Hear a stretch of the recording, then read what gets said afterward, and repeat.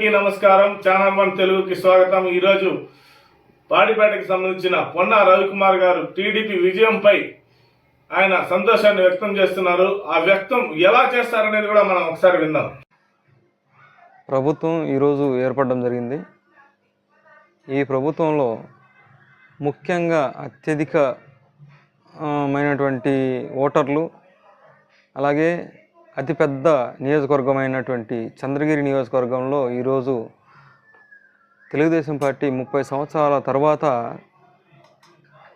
Telugu Desam party జెండాని ఎగురవేయడం జరిగింది. ఈ కార్యక్రమంలో చంద్రగిరి ఎమ్మెల్యే అభ్యర్థిగా నిలబడి 2019లో ఒకసారి ఓడిపోయి ఇప్పుడు 2024 విజయకేతనం ఎగరేసినటువంటి పులివర్తి నాని గారికి శుభాకాంక్షలు తెలియజేస్తున్నాము. అలాగే ఆంధ్రప్రదేశ్ అభివృద్ధి కొరకు కృషి చేస్తున్నటువంటి నారా చంద్రబాబు నాయుడు గారికి, అలాగే మనకు అత్యంత సన్నిహితుడైనటువంటి జనసేన పార్టీ తరఫున కూడా మనం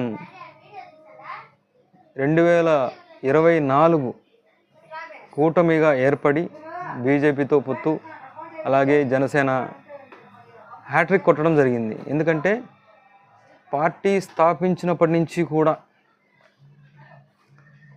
160 సీట్లు అనేది మామూలు విషయం కాదు.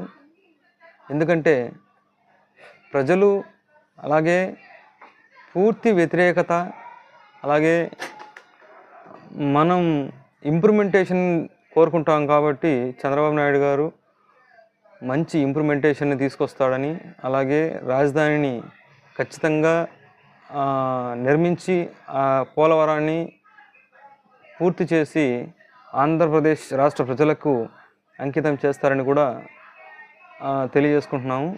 ఎందుకంటే ముఖ్యంగా మా పాడిపేట పంచాయతీ తరపు నుంచి అత్యధిక మెజారిటీ సాధించినటువంటి పాడిపేట పంచాయతీలో పనిచేసిన బూత్ ఇన్ఛార్జీలు కానివ్వండి, క్లస్టర్ ఇన్ఛార్జెస్ కానివ్వండి, అలాగే పార్టీ కార్యకర్తలు ప్రతి ఒక్కరూ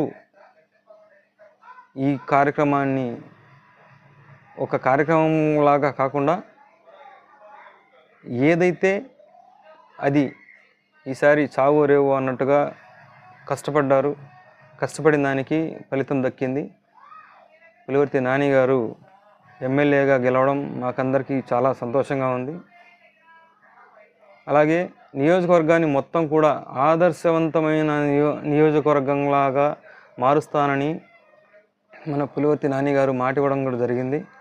అలాగే ఆ దిశగానే వారు ప్రయత్నం చేస్తారని కూడా తెలియజేసుకుంటున్నాము. జై తెలుగుదేశం, జై జై తెలుగుదేశం.